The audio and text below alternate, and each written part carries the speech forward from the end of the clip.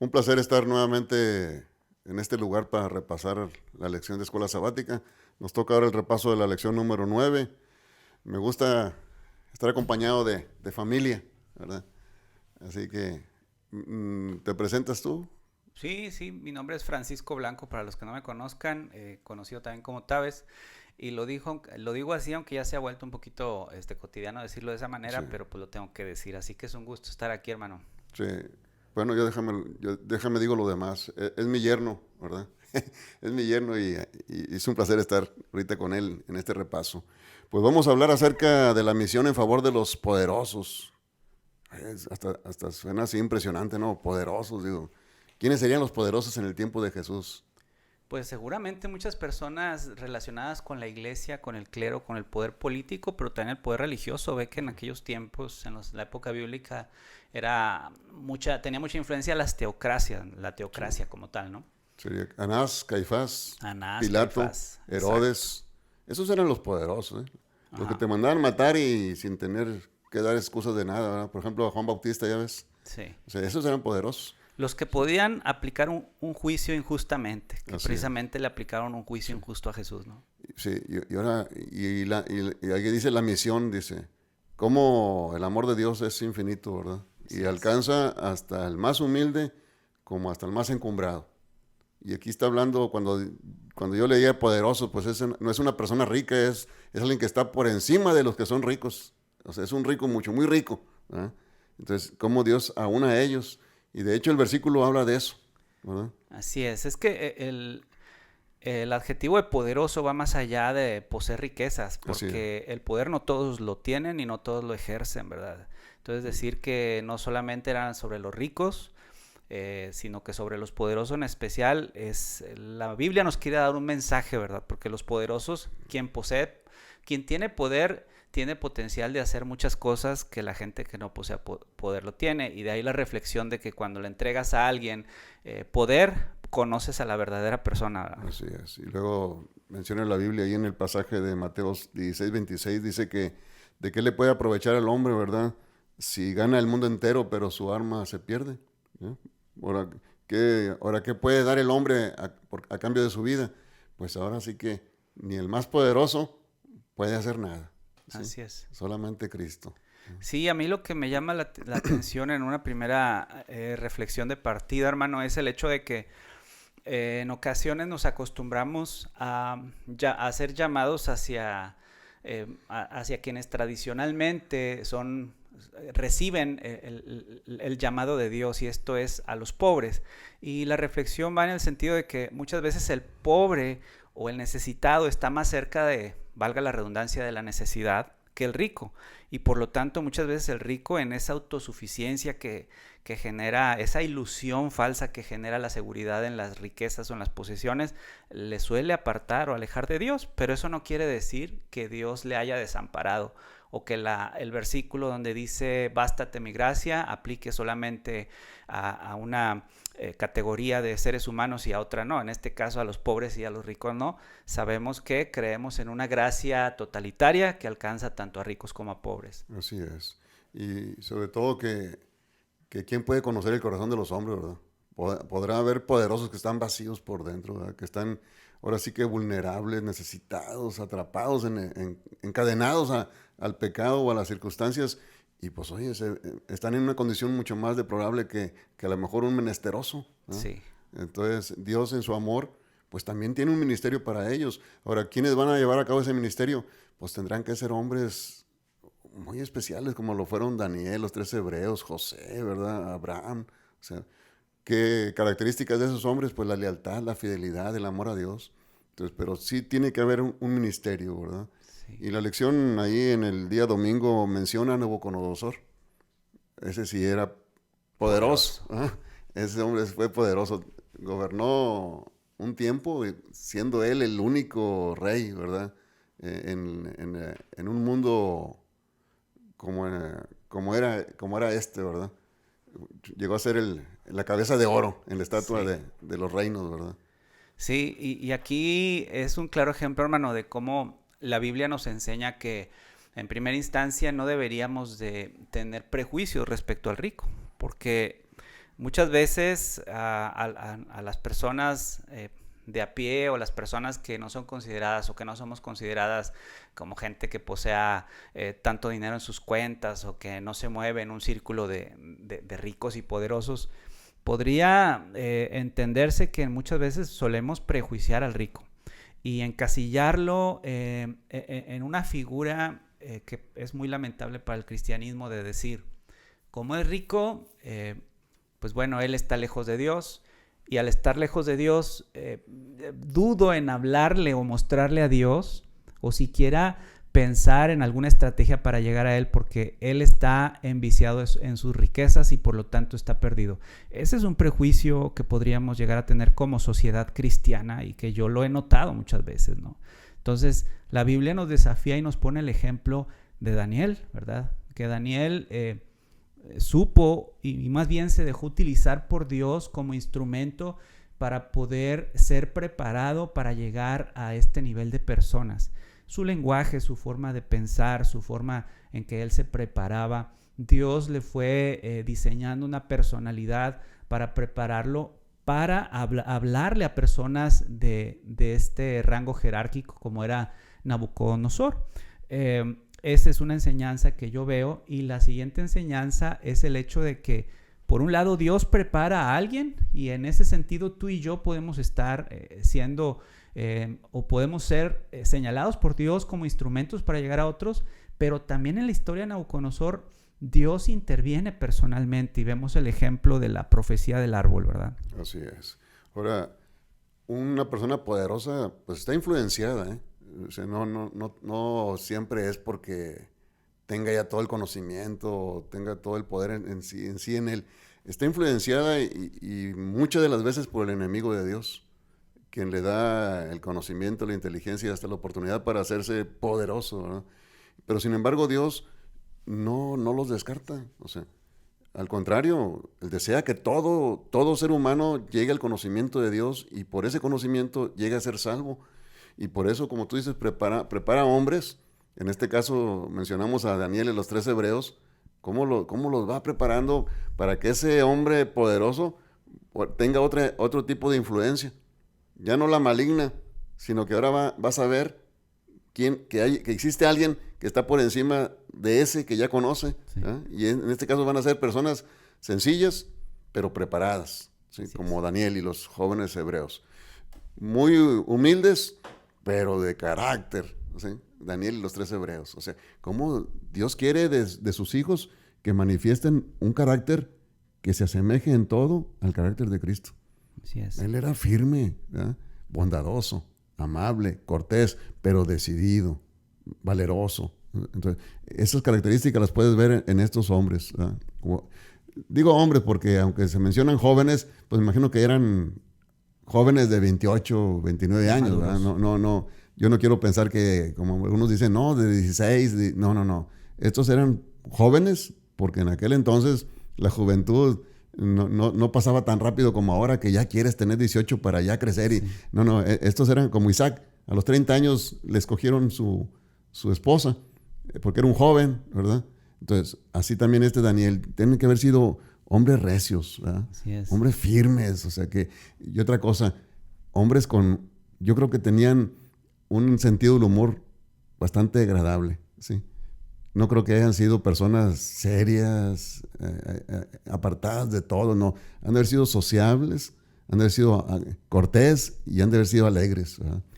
Un joven sin complejos, un joven sin prejuicios, un joven con el gozo de Dios en su corazón, y sobre todo un joven que se volvió un odre vaciado de sí mismo para que ese odre fuese llenado por Dios, quien lo volvió instrumento para llegar a esta persona importante que era Nabucodonosor, que a pesar, fíjese hermano, que narra la historia de Daniel capítulo 4, que a pesar de que se le advirtió sobre el futuro que vendría y sobre los desafíos que tendría su reino y sobre lo que podría pasar con su personalidad, él llega y en el capítulo 30 se le olvida totalmente y revela el versículo 30, habló el rey y dijo: ¿no es esta la gran Babilonia que yo edifiqué para casa real con la fuerza de mi poder y para gloria de mi majestad?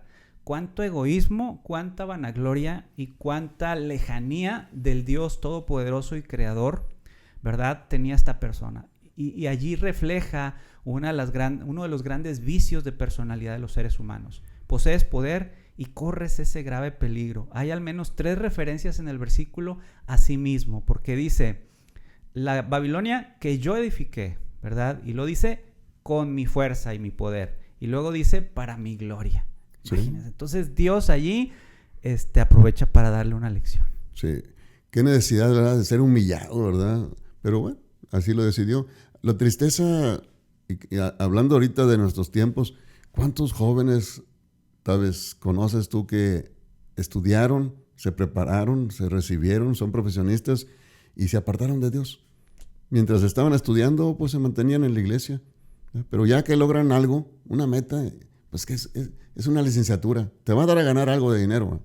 Pero ¿por qué apartarte de la fuente de poder que es Cristo? ¿Por qué dejar esa fuente de donde emana la felicidad, de donde emana es el quien te hace sentirte realizado? ¿Sí? Jesús, o sea, el servirle a Él te hace sentirte realizado. Mira, eran eunucos, ¿sí? Daniel y los 3 hebreos. Podrían haber estado frustrados, podrían haber estado molestos con Dios. Oye, ahora todavía estoy así y todavía te tengo que servir. Pero no, eran personas que tú ahorita lo dijiste, realizados, ¿sí? Eran gente realizada, era gente satisfecha consigo mismo. Hablaban de Cristo con fervor, con entusiasmo. ¿Y cuántos jóvenes temen hablar de Él? O si hablan de Él, hablan con resentimiento. Ahora, hay mucha gente que hasta se vuelve en contra de Dios, habiendo recibido de Él todo. Porque ¿qué es lo que tienes? Todo te lo ha dado Dios. Y Dios, la fuente del conocimiento y la sabiduría. Sí. Como se dice luego por ahí que poca ciencia te aleja de Dios, pero mucha ciencia tendría que regresarte a Dios, que es el origen de todas las cosas. Y en ese sentido, siento que sí, la iglesia pasa por un grave problema en este aspecto. Tenemos personas que a la edad de ser profesionistas, algo sucede, no sé si a nivel del ego o a nivel de las posibilidades o a nivel de las riquezas, ¿verdad? Sí. Que hasta cierto punto se empieza a saborear cierto dejo de poder con la riqueza y empiezan a decidir separarse de aquel Dios que les dio todas las cosas, que les dio los recursos, que les da la inteligencia y la ciencia, cuando debería ser al revés, dejarte sorprender por la gloria de Dios para que te utilice como una herramienta para llegar a los de otros estratos, niveles socioeconómicos, a los de otras jerarquías, a gente de poder, ¿no? No con esto quiero decir que Dios puede utilizar hasta a los niños, a las piedras. Dios, si es necesario, levanta piedras, pero es una reflexión especial para, creo yo, los profesionistas, ¿verdad? Para que reflexionen respecto a lo que Dios espera de ellos. Sí, porque fíjate, si tú ya lees la Biblia te das cuenta, el leer la Biblia de alguna forma te anticipa a alguna adversidad, algún reto, alguna prueba y te prepara, ¿sí? En este caso a Nabucodonosor, Dios lo humilló. 7 años ahí de locura y todo. Sin embargo, Dios lo restablece cuando reconoce en Dios el Todopoderoso. Si tú ya leíste esto, ¿para qué exponerte a que te humille Dios? Porque a lo mejor no vas a sortear esa prueba, ¿sí? Nabucodonosor la pasó, pero a lo mejor no va a ser el caso contigo. Hemos tenido hermanos que por el hecho de a lo mejor no un empleo o una empresa que comienzan y les va bien y de repente es más importante la empresa que su relación con Dios y terminó todo. Algún día todos tendremos que ser humillados, ¿sí? Si se amerita, porque en la humillación que Dios nos permite tener está también la oportunidad para salvarnos. Le pasó a Nabucodonosor. Afortunadamente Nabucodonosor entendió en esa humillación, ¿eh?, que existe un Dios todopoderoso. No le pasó lo mismo ni a Pilato ni a Judas, ¿sí? O sea, en esa humillación que tuvieron, ¿verdad?, no aceptaron a ese Dios todopoderoso. Terminaron mal. Y esa va a ser la suerte de muchos de nosotros si no aceptamos, ¿verdad? O si no leemos y nos anticipamos en la fe, ¿verdad? Porque esa es la fe, el conocimiento que tengo de Dios y de su palabra para anticiparme y estar fortalecido a las pruebas, ¿sí? Pero si no leo, pues no voy a saber cómo sortear la prueba. Ahí es donde yo veo, hermano, la necesidad de recordar constantemente cuál es nuestro máximo horizonte. Y lo digo porque Dios, la Biblia cita de que no tuvo su divinidad o el hecho de ser igual a Dios como cosa a que aferrarse, se despojó a sí mismo y tomó forma de siervo. Y muchas veces es lo que más nos cuesta a nosotros como profesionistas, como seres humanos, nos cuesta tomar forma de siervo. Sin embargo, vemos que hay una gran enseñanza y una característica o cualidad de conversión cuando decidimos hacernos siervo de Dios. En el caso de Nabucodonosor, cuando se somete a la voluntad de Dios, entonces Dios le restablece. Y tenemos el otro caso de Naamán. Dios también le prueba que hay que someter ese orgullo, hay que someter esa vanagloria, y le dice, no voy a permitir sanarte en donde, mediante las formas y en el río donde tú quieras, el más bonito. Sí. Te voy a llevar a donde yo deba de llevarte. ¿Para qué? Sí. Para demostrarte que no es tu voluntad, sino la mía y la forma como yo hago las cosas. Entonces, Naamán tuvo que batallar con su orgullo, ¿verdad? El hecho de sumergirse en ese río, el hecho de ser probado con su fe, ¿verdad? Tuvo esos desafíos. Un hombre poderoso, hermano. Sí. Yo admiro mucho a las personas que han logrado algo en la vida. Y con decirte algo, te puedo decir que han logrado mucho, ¿verdad? Pero nunca han perdido la sencillez, la humildad, y los puedes tratar como un igual. Y ni se sienten menos, ni se sienten más. O sea, es fabuloso tratar con personas así, humildes, sencillas, pero que dan un ejemplo de gente que se supera, ¿sí? A lo mejor, a veces hasta con alguna deficiencia. Y da tristeza ver gente que con cualquier poquito logro. Tenía yo un jefe que... pierde el piso. Oye, tenía un jefe que por un título que a lo mejor hasta lo compró porque no era muy honesto y ya quería que todos le dijeran licenciado. Pues ¿para qué? ¿Qué necesidad tenía uno de estarle diciendo todo el tiempo licenciado? ¿Eh? Si lo conocías de antaño y sabías que pues no, su logro no era algo que realmente de lo cual pudiera presumir. Pero, no, él se sentía grande. Naamán era un general. ¿Eh? A Dios gracias le hizo caso a la sirvienta que tenía. ¿Eh? Y yo creo que fue por el ruego de la esposa. Cómo las mujeres también influyen mucho en la vida de un ser humano, ¿eh? O sea, en este caso del esposo o de los hijos. Y ahorita que mencionas sobre cómo tendemos a ser los seres humanos, nos enfrentamos a unos pequeños triunfos y ya perdemos el piso. Pues creo que en algún momento todos hemos experimentado eso. Yo recuerdo en la universidad, hermano, que Dios me dio la posibilidad de ganar un concurso estatal de economía. Yo me acuerdo que me esforcé, se dieron los resultados, yo no esperaba ese triunfo, pero me tocó ganar el concurso de economía. No, pues entonces sentí algo que nunca había sentido en mi vida, hermano. O sea, la gente diciendo tu nombre, coreando tu nombre, aplaudiéndote. Algo pasó en mí que bueno, no quiero decir exactamente qué fue el ego, porque ese ego me hizo una persona, al menos por un tiempo, un tanto soberbia y un tanto confiado en mí mismo, ¿verdad? Y olvidándome un poco cuál había sido la fuente de mi inspiración.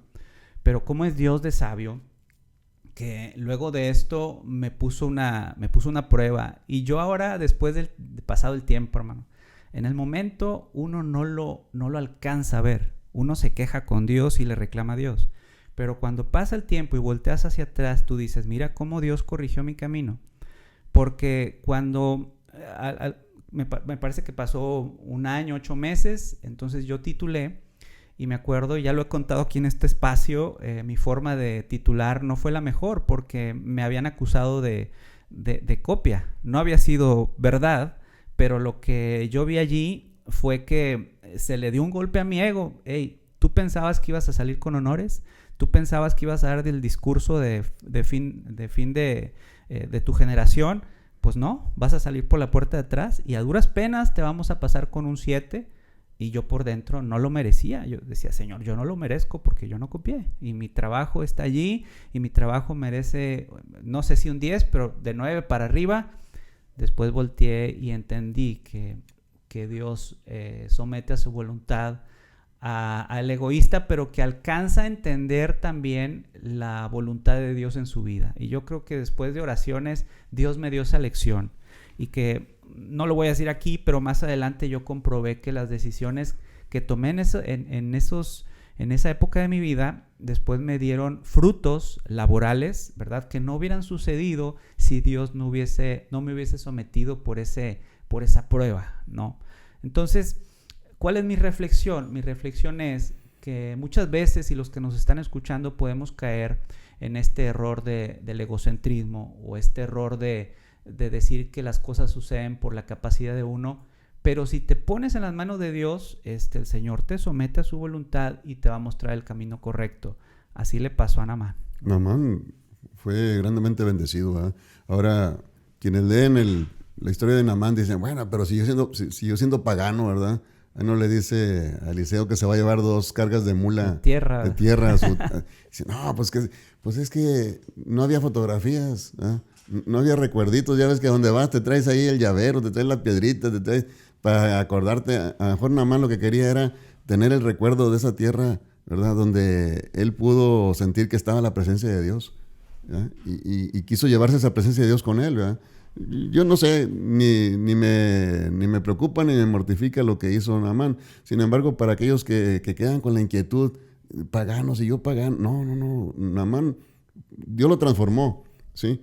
Nomás que Dios muestra paciencia con nosotros, los seres humanos. Sí. A Naamán le faltaba conocimiento, tendría que desarrollarse. Yo creo que ahí la maestra fue la niña, ¿sí? Sí. Esta niña tuvo que haberle transmitido todo lo que conocía de Jehová, ¿verdad? A Naamán. Nomás que claro no lo dice el pasaje bíblico, pero el hecho de que Naamán haya pedido esa tierra para sobre de ella arrodillarse, yo creo que era no dejar de sentir, ¿verdad? De alguna forma tener ese recuerdo, ¿verdad? Y fortalecerse en ese recuerdo, ¿verdad? Y la otra era que le dijo, me voy a tener que arrodillar cuando se arrodille el rey. Acompaña al rey, ¿verdad? Sí, pero yo no me voy a arrodillar hacia ese ídolo, me voy a arrodillar voy a estar arrodillado, pero mi mente va a estar en Jehová, ¿no? Sí. No entiende uno. Pero es ahí donde no podemos juzgar, ¿sí? Sí. Cómo Dios muestra paciencia con todos nosotros, ¿sí? Ahora, ¿por qué se relata? ¿Por qué habría que estudiar uno mismo de manera personal y platicar con Dios? A ver, Señor, ¿qué estoy haciendo yo? ¿Qué estoy haciendo yo? ¿Verdad? Que a lo mejor no sea del todo correcto, ¿verdad? A lo mejor no me estoy arrodillando ante un ídolo, pero mi fervor y mi pasión la estoy poniendo en otras cosas que no son Dios. Entonces, puede ser que algo nos señale ese pasaje a nosotros, ¿verdad? Yo ahí veo un ejemplo, hermano, también de la tolerancia que hasta cierto punto, como conversos que ya tenemos tiempo en el Evangelio, deberíamos tener hacia los nuevos conversos que tienen ciertas características, tanto de estatus social o tanto de algún puesto importante o alguna posición de poder. Siento yo que, y vuelvo al tema del prejuicio o vuelvo al tema también de la intolerancia, muchas veces podemos caer en ese error de juzgar. Sin embargo, Naamán se estaba enfrentando a una nueva cosmovisión y a una nueva realidad y a una nueva forma de interpretar lo santo, de interpretar la adoración. No sé por qué me acuerdo mucho de un hombre, hablando de los hombres poderosos, por ejemplo, de Ben Carson, este médico adventista que durante un tiempo estuvo contendiendo para la presidencia de Estados Unidos. Bueno, el doctor Ben Carson, un afamado neurocirujano, me parece que es neurocirujano, seguramente se debió enfrentar a distintas circunstancias dentro de la política o dentro de la práctica médica que tal vez yo no alcance a entender, pero que Dios sabe cuál es la forma correcta de obrar. Y lo digo porque esas personas tienen que estar presentes en una cirugía, tienen que estar presentes en el entorno político, tienen que estar presentes en algún debate, tienen que defender su fe, pero de una forma diferente, tienen que defender su cosmovisión de la ética y la moral, de lo que es bueno y lo que es malo, frente a personas con ideas que ni siquiera nos imaginamos. Entonces, yo hablo un poco de la tolerancia y sobre esa, pues sí, lo quiero dejar en tolerancia y entendimiento de las personas que se mueven tal vez en círculos diferentes, no sin antes recalcar, ¿verdad? Esto no se trata de sobajar los valores y los principios bíblicos, que creo que ahí está el marco, ¿no? Ahí está el marco de... Sí, porque habrá gente que nunca ha comido frijoles, güey. Yo le decía a algunos hermanos, porque el prejuicio de que no, es que como tienen, pues es que hay gente que nunca ha comido frijoles. Nosotros porque pues eso es lo que había y es lo que comías, pero hay gente que no ha tenido esa necesidad. Entonces, su visión de Dios va a ser diferente a la mía. Su experiencia con Dios va a ser diferente a la mía. Entonces, tú estás diciendo, y bien cierto, prejuicios. Necesitamos quitarnos esos prejuicios porque ellos van a tener una misión que desempeñar para Dios en el nivel o en el medio en que se desenvuelven. Por ejemplo, cuando fueron probados los hebreos ahí en la llanura de Sinar, ahí donde de Dura, ante la estatua, no estaba Daniel. ¿Dónde estaba Daniel? Pues seguramente que Dios lo puso en otras circunstancias, en otro lugar, ¿verdad? Así igual, como ahorita que mencionas a este doctor, pues Dios lo ha puesto en otro nivel, para que ahí testifique, ahí de prueba de su fe, donde te ha puesto Dios. Tampoco veas excusas, no, es que si Él lo está haciendo así, no. Dios tiene para cada uno una labor que hacer y requiere de obediencia, fidelidad, amor, entrega, sacrificio, ¿ya? Fervor, entusiasmo. Pero todo eso implica también conocimiento. No porque aquel lo hace y lo hace de una... No, yo también. No. Tú desarróllate y crece, ¿ya? Porque a eso estamos obligados todos, ¿ya? En el lugar donde Dios nos ponga, tenemos que dar cuenta de nuestra fe, ¿sí? Por eso... Así es. ¿Cómo manejamos, hermano, el hecho de esta cualidad de algunos poderosos, como el caso de Nicodemo, que se habla de él que guardaba los mandamientos? Y esto lo digo más para las personas que a lo mejor nos están escuchando o viendo y que no tienen mucho acercamiento a la Biblia. ¿Cómo manejamos que un hombre que te está diciendo que toda su vida ha guardado la ley, en realidad no estaba en el terreno de salvación porque le faltaba Jesucristo? Pero ¿cómo conciliamos esto? ¿Qué le diría a esa persona que pueda estar confundida? ¿Por qué Nicodemo estaba lejos de Dios si la palabra dice que guardaba los mandamientos? Oh, ahorita, más imagínate cuánta gente religiosa, ¿sí? No se siente que está, o que es un plus ultra, ¿verdad? O que están bordados a mano, ¿verdad? Y que no tienen necesidad de conocer más de lo que ya saben. Nicodemo, aunque era una persona muy culta, muy preparada, era ahora sí que era de los del Sanedrín, pues ¿cuántos del Sanedrín no estaban igual que él? Fíjate, los que debían de haber sido, los que debían haber estado preparados y listos para recibir al Mesías, ninguno lo hizo. Les faltó la humildad, la sencillez. Y es que lo espiritual se va a entender en lo espiritual. Si tú no te acercas a Dios con humildad, con sencillez, con necesidad de conocer de Él, pues no vas a conocer más que la letra. Y la letra, a final de cuentas, mata. Nicodemo conocía los mandamientos, pero esos mandamientos los señalaban, ¿sí? Tú y yo podemos conocer los mandamientos, pero los mandamientos están grabados en el corazón y son una delicia para la vida, ¿sí? En el caso de Nicodemo, no. Hasta de noche tuvo que ir a Cristo, ¿eh? Escondido. Yo no sé si se escondía de Cristo, se escondía de Él, se escondía de la gente, iba escondido, ¿sí? Sí. O sea, no hubo sinceridad, no hubo esa apertura o no hubo ese valor de aceptar los desafíos que implica conocer a Dios. Porque conocer a Dios es un desafío, ¿sí? Te encara a ti mismo. ¿Qué estás haciendo? ¿Sí? ¿Qué estás haciendo? ¿Estás haciendo bien o estás haciendo mal? O sea, Nicodemo se llevó un mensaje que ahora sí que lo inquietó toda su vida, al grado de que cuando se necesita, surge un hombre de fe, junto con José de Arimatea. Sí. Su orgullo le impedía declarar que Jesucristo era el Señor. Pero ese orgullo, hermano, en esa noche ocurre el milagro, porque llega un hombre orgulloso y se va de esa reunión un hombre transformado. Similar a lo que ocurrió con Nabucodonosor, ¿verdad? Sí. Un hombre convertido en bestia, sobajado, inferior a los hombres, ¿verdad? Pero luego restaurado por declarar a Dios.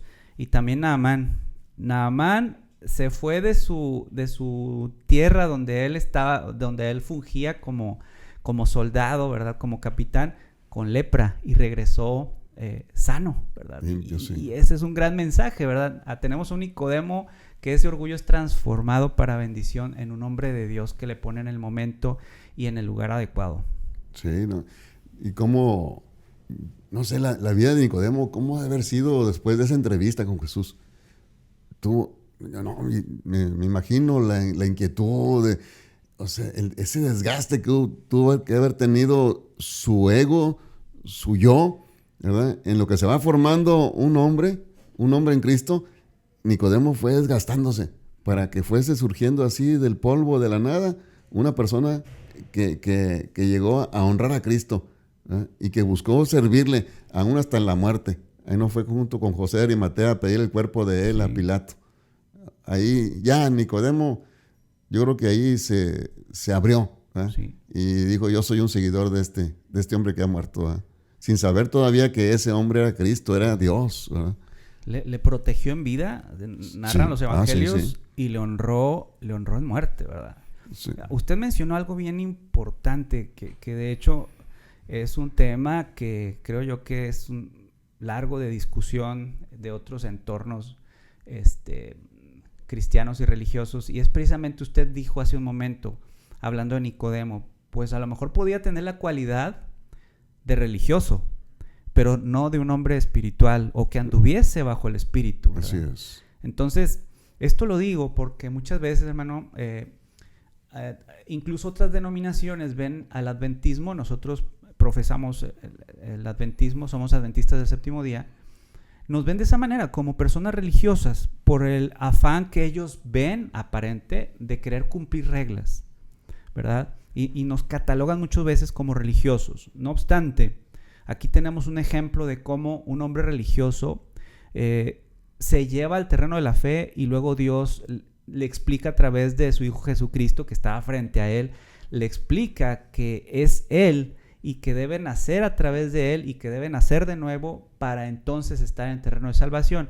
Y este es un mensaje que yo quiero dar. O sea, nosotros no creemos en la religiosidad. O sea, la religión como institución sirve para unirnos, sirve para congregarnos, funciona como esta característica o cualidad de años de los seres humanos de lograr más cosas en sociedad o al organizarnos, ¿no?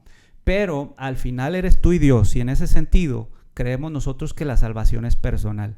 Creemos que tenemos que ayudarnos, tenemos que exhortarnos, tenemos que redarguirnos, pero al final eres tú y Dios no obliga, sino que Dios prueba tu fe y al final tú decides. No creemos que nosotros vayamos a ser salvos por ser religiosos, sino vamos a ser salvos por estar cerca de Dios en el Espíritu. Así es. Fíjate cómo la gente, por ejemplo, en la política, tratan de guardar lo más que se pueda las normas, las formas, porque, pues, oye, te estás proyectando en la política. En la sociedad también hay reglamentos, hay normas, hay leyes, y la gente procura guardarlos. Pero cuando hablamos de una relación con Dios, la gente no quiere saber de eso. O sea, como si a Dios le podamos dar lo que nosotros queremos. También Dios establece ciertos parámetros. En una relación de amistad con Dios, oye, para empezar, la humildad. Y reconocer que Él es Dios, ¿sí? Y que no por el hecho de ser Dios y ser un Dios bondadoso, se va a tener que someter a mis caprichos. Como dijo Naamán. No sé si en mi tierra hay mejores ríos que este. ¿Ah? No, espérame, pero es que Dios dijo que en este. Y van a ser 7 veces. Cuando la gente escucha hablar de mandamientos, o en este caso religiosidad, se espanta. Espérame, o sea, por un cargo político te haces te haces servil, ¿sí? a personas, pero para con Dios no. Con Dios quieres ser tú el que mande y dirija. No, hay que someterse a Dios. ¿Sí? Ahora, te decía ahorita, la ley, el nuevo pacto hecho con sangre, la sangre de Cristo, es que graba sus mandamientos, sus leyes en nuestro corazón. O sea, aquí están. Y vivimos ya no para a ver si podemos dar la regla. No, vivimos en armonía con su voluntad porque somos hijos de Dios, porque hemos aprendido a gozarnos en esos mandamientos. Y son mandamientos de libertad, como lo dice ahí en Santiago. Es la ley de la libertad. O sea, la persona que vive en armonía con la ley, vive en paz, para con Dios y para con los hombres. Una persona que roba, que comete adulterio, esa persona yo creo que su vida va a ser un infierno, ¿no? Porque para empezar no va a estar bien con nadie. El joven rico, él dijo, yo todo lo he guardado. Pues sí, pero en la letra, ¿sí? Y la letra, vuelvo a decirte que la letra mata, ¿sí? No hay como lo espiritual. En lo espiritual la gente crece y se desarrolla. Este joven tenía mucho dinero, ¿sí? Y podía haberse desprendido de él y podía haber seguido teniendo más, porque su riqueza no creo que nada más fuera en lo monetario. Tuvo que haber tenido terrenos, propiedades, pero el joven no quiso renunciar a nada, ¿sí? Le costaba su corazón renunciar a lo que tenía. Y luego viene el ejemplo de Zaqueo, ¿sí? O sea, para quien dice, es que también le pidió todo. Zaqueo no tuvo necesidad de que le pidieran nada. Él mismo dijo, Señor Dios, yo he defraudado, dijo. ¿Eh? A los que he defraudado, se reconoció pecador. Regresaré 4 veces más. 4 veces tantos como establecía la ley. Así estaba la ley, así lo establecía la ley. 4 veces tanto, lo que le pasó a David cuando pecó con Betsabé y que tuvo que pagar 4 veces tanto. ¿Sí? Así dijo Zaqueo, 4 veces tanto al que he defraudado. Y de lo que me quede, para la gente que lo necesite. Aquí hay una reflexión para nosotros. Si estuviera Jesús frente a nosotros, ¿a qué nos pediría renunciar? En aquel momento observó el corazón del joven rico y vio que eran las riquezas, ¿verdad? Pero a lo mejor si Jesús estuviera enfrente de nosotros, nos pediría renunciar ¿de qué? Del trabajo, ¿verdad? De una casa, de alguna relación, de qué, ¿verdad? ¿De qué es lo que del deporte, de algún deporte? ¿Qué es lo que nos aleja de Dios? Y ese es el punto central, porque si no, estaríamos en el terreno, yo le llamo el principio de Caín, y usted ahorita lo mencionó, es decir, a Naamán le dijo, no, a ver, yo te estoy diciendo que es en este río y no en aquel, ¿verdad? No funciona que nosotros nos acerquemos con una ofrenda que no agrade a Dios, con nuestra voluntad o con nuestra propia inteligencia. Por eso le llamo el principio de Caín. Cuando Caín se acercó, cuando Dios le dice, ofrézcanme holocaustos, y solamente Abel entendió, y Caín viene y ofrece lo mejor que él tenía. El problema no era la calidad, el problema era la voluntad de Dios. Y muchas veces nos cuesta entender que la voluntad de Dios es la que nos da salvación. Y fíjese qué paradoja. Aquí en la historia del joven rico, el rico tenía muchas posesiones, pero no podía alcanzar algo que es gratis. Así es. Pero que no nos confundamos. En una ocasión una persona, yo le estaba hablando, él me decía, oye, pero es que podemos ser salvos sin obras, me decía. Y yo le decía a él, bueno, estás hablando de gracia barata. Y él me contestaba, pues sí, la gracia es barata, es más, la gracia es gratis, me decía. Así que sí, es más que barata, es gratis. Yo le decía, no te confundas, ¿verdad? Porque el precio que se pagó por esa gracia y porque esté a la disposición de nosotros fue un alto precio que nadie, ni el más rico, puede pagar. Y ahí está el criterio en donde muchas veces nos equivocamos nosotros, ¿verdad? Así es. Y es que el amor para que sea amor, tiene que estar lleno de gratitud, ¿sí? O sea, de ser agradecido. O sea, si todo lo que hemos recibido, todo lo que tenemos, todo lo que somos, no es más que por la gracia de Dios, oye, es como para vivir agradecido. ¿Qué puedo hacer por mi Dios? ¿Eh? ¿Qué puedo hacer para Dios? O sea, ¿qué se necesita?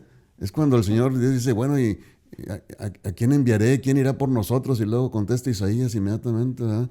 Y lo hizo después de que fue tocado en su boca con un carbón del altar. ¿Sí? Dice Isaías, heme aquí, Señor, envíame a mí.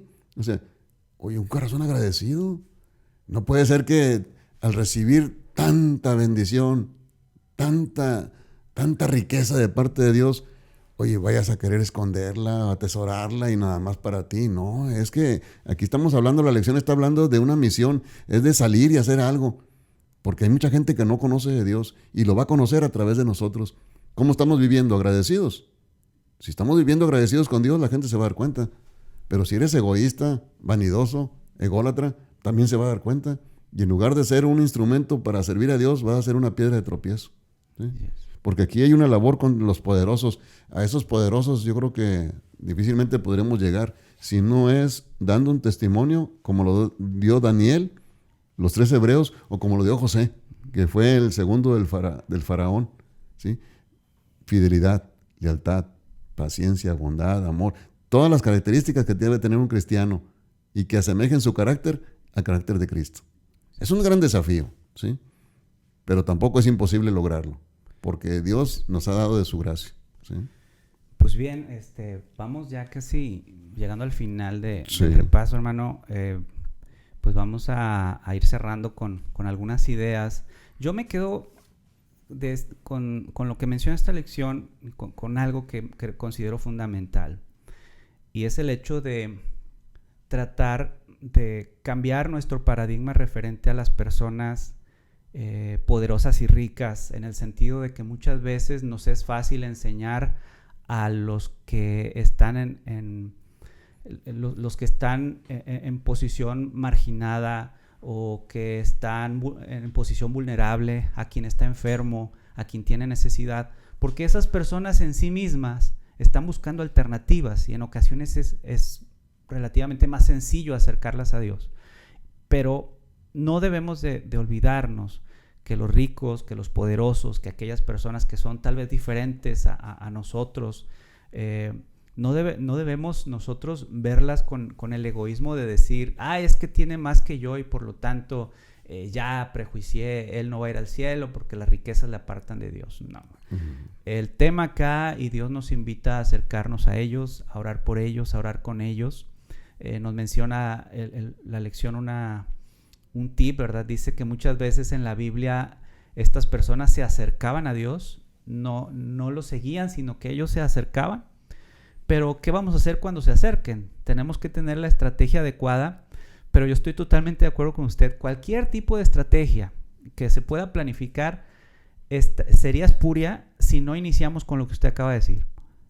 Un ejemplo de una persona que es leal a Dios, que es fiel a Dios, una persona que lo que dice que hace realmente lo hace, que es congruente y consistente con sus creencias, una persona que está dispuesta a dar testimonio a causa de su vida, porque va a llegar el momento que así deba de ser. Esas personas entonces estarán listas para presentar a Cristo a los demás, ¿verdad? Así es. No todos vamos a poder llegar a cumplir con esa misión. Mira, David, no sé cuántas veces habrá dormido ahí entre el rebaño, ¿sí? Cuando fue pastor, en un hogar cuyos cuartos eran pequeños, y imagínate 7 hermanos ahí. Pasas a un cuarto y están 2, y cuando te vas a dormir duermes en un montón de catres. Cuando llegó a ser rey, imagínate ahora su mansión. Y es que a Dios no le importa la riqueza, le importa el corazón. Si David, siendo rico, siendo el rey de Israel, podía haber conducido al pueblo de Israel a los pies de Cristo, estaba cumpliendo con su misión a pesar de la riqueza. Y a pesar de que entrara en una habitación que medía a lo mejor 10, 20 veces más de lo que medía su casa en un principio con sus padres. El problema es el corazón. Cuando haces de la riqueza el todo. A David le pasó con Betsabé. Puso en Betsabé todo su entusiasmo, todo su fervor, toda su pasión, todo su ser.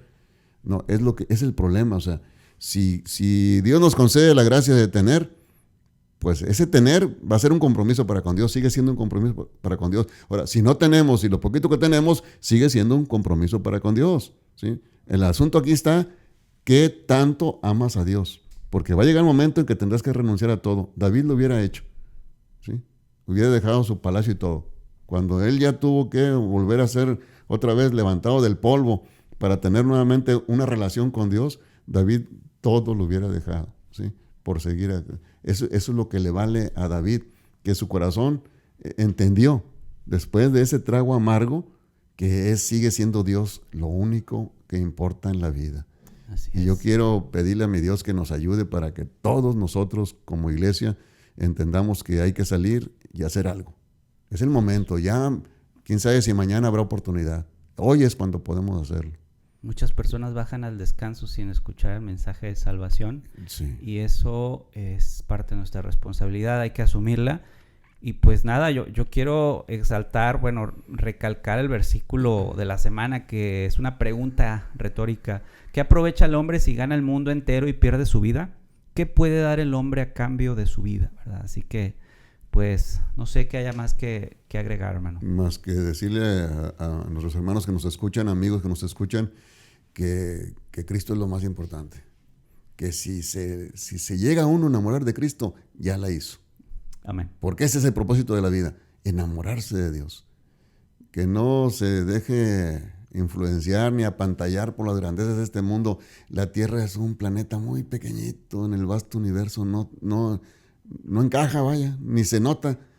Pero lo que Dios te va a dar va a ser algo que va a trascender los tiempos, la eternidad. Y nuestra vida, un pedacito de la vida eterna que Dios nos tiene. Así es. Para nosotros en un futuro. Bueno, que Dios nos bendiga. Ha sido un gusto estar con ustedes, hermano. Sí, bendiciones y hasta la próxima lección. Próximo episodio. Sí. Dios les bendiga. Bendiciones.